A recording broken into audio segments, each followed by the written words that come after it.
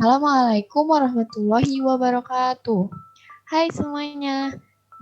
Jadi, kali ini saya sebagai perwakilan dari kelompok 4 dari kelas 12 MIPA 2 akan menjelaskan mengenai gugus fungsi senyawa karbon ester. Sebelum masuk pada materi, tentunya saya akan mengenalkan anggota-anggota dari kelompok 4. Pertama, Alia Dwi Pratiwi. Kedua, Cislin Dwiyanti. Ketiga, Putriananda Rusliani.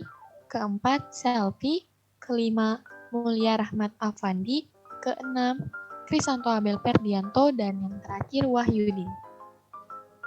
Selanjutnya, kita akan masuk pada submateri yang pertama, yaitu rumus gugus fungsi. Sebelumnya, apa sih yang dimaksud dengan ester? Jadi, ester merupakan suatu senyawa organik dengan sifat-sifat tertentu yang terbentuk melalui penggantian atom hidrogen pada gugus karboksil dengan suatu gugus organik yang dilambangkan dengan R-aksen. Pada rumus gugus fungsi ester yang dapat kalian lihat pada gambar di samping, C-karbonil mengikat O rangkap 2, lalu mengikat pula O yang berikatan dengan R-aksen atau alkil dan juga berikatan dengan R atau alkil yang lain. Jadi, rumus umum RCOOR aksen di mana R dan R aksen merupakan gugus alkil, sedangkan COO merupakan gugus ester. Rumus senyawanya adalah CnH2nO2. Selanjutnya, kita masuk pada submateri yang kedua, yaitu tata nama ester. Berikut ini merupakan tata nama IUPAC senyawa alkil alkanoat atau yang disebut dengan ester. Pertama, rantai utama atau induk adalah rantai terpanjang yang mengikat gugus karbon alkoksi COOR. Kedua, rantai terpendek disebut dengan gugus alkil R. Kalian bisa lihat pada gambar bahwa yang dilingkari merah termasuk dalam gugus alkanoat, sedangkan yang dilingkari hijau termasuk dalam gugus alkil. Berikutnya, gugus karbon alkoksi selalu mendapat nomor atau posisi terendah pada rantai utama. Keempat, jika tidak terdapat cabang pada rantai utama atau pada gugus alkil R, rumus tata nama ester yang digunakan adalah alkil diikuti rantai utama. Berikutnya, jika terdapat cabang atau alkil pada rantai utama, maka rumus tata nama ester yang digunakan adalah alkil diikuti posisi cabang, diikuti nama cabang, diikuti rantai utama.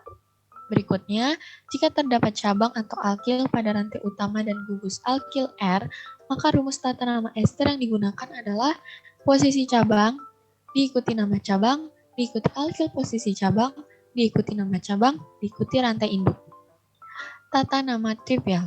Nama trivial ester hampir sama dengan nama IUPAC-nya. Perbedaannya hanya nama gugus alkanoat ester mengikuti nama trivial asam karboksilat. Agar lebih mudah dalam memahami tata nama ester yang sudah dijelaskan sebelumnya, berikut ini contoh penamaan ester yang sederhana. Bisa dilihat pada gambar. Langkah pertama yang dapat kita lakukan yaitu tentukan gugusnya terlebih dahulu, baik gugus umum ester, gugus alkil, maupun gugus alkanoatnya. Pada gambar terdapat lingkaran hijau pada COO yang berarti sebagai gugus umum ester. Kemudian gugus alkil yaitu gugus yang berikatan dengan oksigen. Pada gambar yaitu CH3CH2. Dan kemudian untuk gugus alkanoatnya yang berikatan dengan karbon yaitu terdapat pada sebelah kanan CH2CH3. Langkah kedua, berikan penomoran pada gugus alkanoatnya.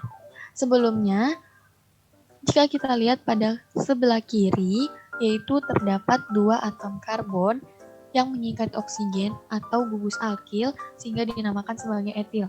Kemudian, setelah itu berikan penomoran pada gugus alkanoatnya, dimulai dari atom karbon, yaitu CCH2CH3.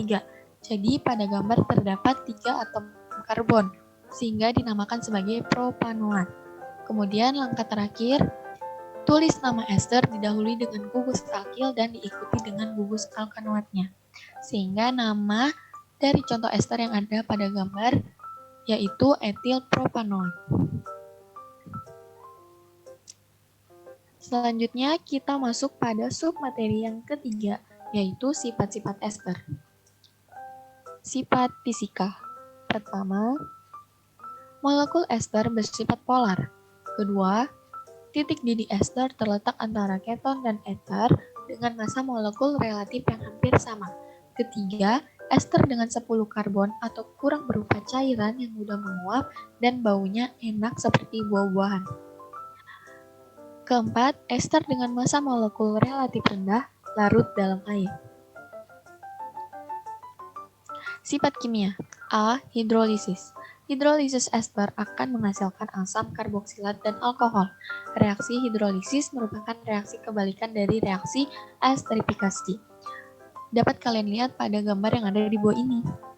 B. Reaksi dengan amonia. Ester bereaksi dengan amonia dan membentuk amida dan alkohol, seperti yang ada pada contoh di bawah ini. C. Transesterifikasi. Ester dapat melakukan reaksi transesterifikasi dengan alkohol sehingga menghasilkan ester yang berbeda. Hasil samping diperoleh alkohol. Dapat kalian lihat pada gambar yang ada di bawah ini. D. Reaksi dengan pereaksi Grignard. Ester bereaksi dengan pereaksi Grignard membentuk suatu keton, seperti yang ada pada gambar di bawah ini. Terakhir, E. Reduksi. Reduksi ester dengan katalis tembaga 2 oksida dan tembaga 2 kromat akan menghasilkan alkohol primer. Dapat kalian lihat pada gambar yang ada di bawah ini. Berikutnya, kita masuk pada submateri keempat, yaitu pembuatan ester. Pembuatan ester. Jadi, ada beberapa cara yang dapat dilakukan dalam proses pembuatan ester. Pertama, mereaksikan asam karboksilat dengan alkohol.